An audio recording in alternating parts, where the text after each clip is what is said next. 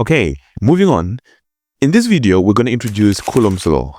But in order to understand what that law actually is and what it's about, you need to first understand what on earth is a point charge. When you talk about Newton's law of gravitation, we introduce what a point mass actually is. A point charge is a little bit different, and we're going to explore why that is.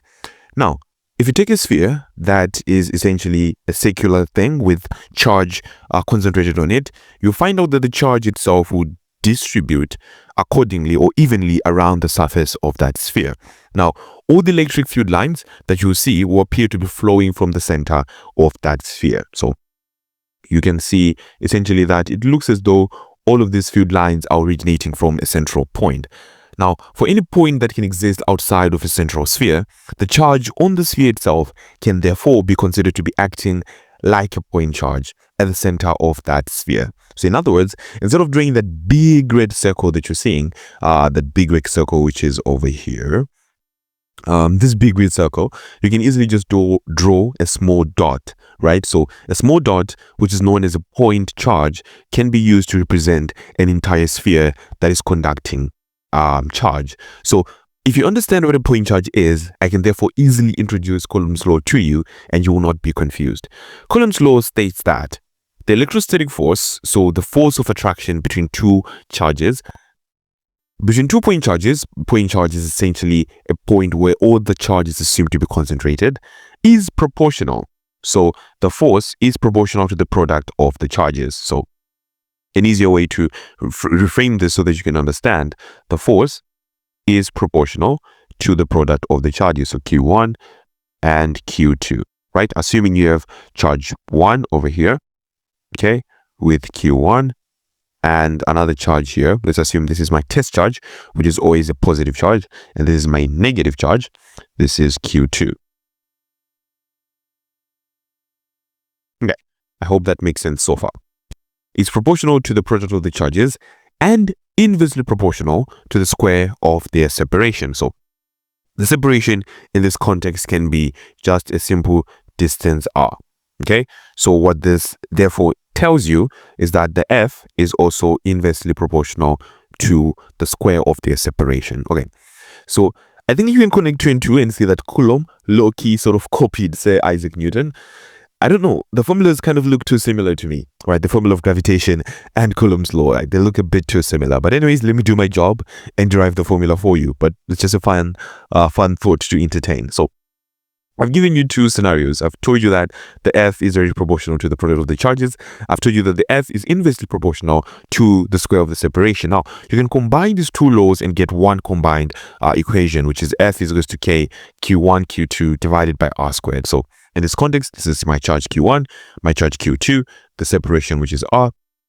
So the force that you're going to experience on this side as well as on that end, the two forces are just going to be equivalent, right? So regardless of the charges, even if this is like 20, right, coulombs, and this is like 10 coulombs, the force that they experience will always be the same, because you need to find the product of the charges divided by the square of the separation and get the force F, which is always the same between the two things. Now, you can see that I sort of introduced this little guy here, this K, when I remove the proportionality sign. So I need to introduce a constant of proportionality.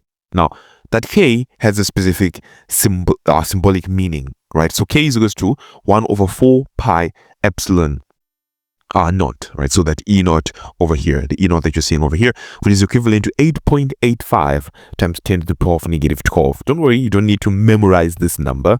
All you just need to know is that K means something, right? It's 1 over 4 pi epsilon, and that epsilon, that E over there, refers to permittivity of space, right? You can look it up if you're interested, but it's not part of your syllabus, right? It's not something that you're required to know in depth. It's a little bit complicated for you to understand and grasp just as yet. So essentially, we can now have a more holistic equation that we can structure for us to find the force acting between any 2 point charges that you're going to encounter. So essentially, F will be equal to 1 over 4 pi epsilon times Q1 Q2 over R squared. So this will be the formula that you can be able to use to calculate the force, right? So since I came up with the theory that Coulomb sort of copied Newton, I didn't come up with it, it exists. Come on, guys, these formulas look like the same, right? We might as well just explore how these two laws are different as well as how are they similar. In order to do that, I'm going to give you a little question.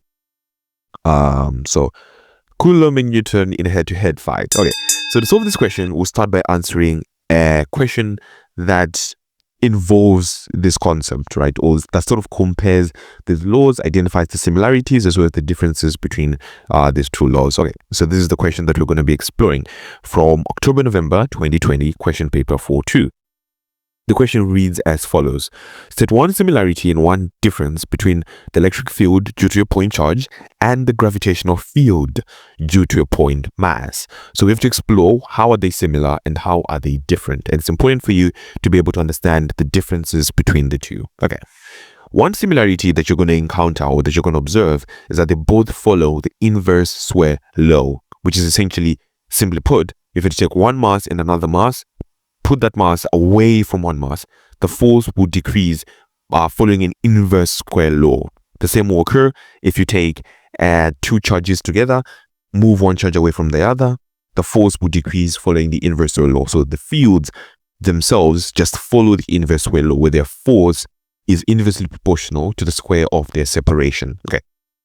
Secondly, both fields are radial. You're going to find out that if you have a mass, the gravitational force or the gravitational field is going to act like the spokes of a wheel, right? It's going to be radial, spreading out like that, right? Like around the charge, the mass itself, right? If you have a charge, same thing's going to occur. The field lines are sort of going to be radial, spreading out across a specific charge that you're going to have. The strength decreases with distance. Again, that's another similarity. The further away you get from a particular charge or from a particular mass, you're going to find out that the force is going to decrease, right? So the field are going to get weaker and weaker and weaker and weaker the further away you are from a specific mass. Okay. But there's some differences, right? They're not all similar. They're going to be like a little bit of nuance, right? Some differences that we need to explore. One of those differences is that the gravitational field is always pointed towards the center of the mass. If you have a mass, you'll find out that the gravitational field is always directed towards the center, right? It's always like center seeking all the time, almost all the time. But the electric field can be a little bit of both, right? It can be attractive if it wants to. That is when you have a positive and a negative charge. It's going to be an attractive force directed towards the negative charge. It can also be repulsive, right? Directed away from the positive charge. That is if you have two positive or two similar charges that are brought close to each other. But that's essentially it. That is all you need to understand about Coulomb's law. And again, we're going to solve a lot of questions, guys. Don't worry if it seems like we're going through this a little bit too fast. There's going to be a time where we'll be solving a bunch of questions, and that's going to be helpful for you. But essentially just understand that, hey, there's a difference between Coulomb's law and Newton's law. And hey, this is Coulomb's law of charges, I would say. And that is Isaac Newton's laws of gravitation. But that's essentially it. That is all you need to understand. And I hope that this video was helpful in helping you better understand this law, how it relates with Newton's law, and how you can be able to calculate the force whenever you're required to do that. So I'll see you guys in the next video where we now explore electric field strength. What's that all about? Are there any graphs that we need to plot? We're going to do that in the next video. Until then, I'll catch you guys in the next one.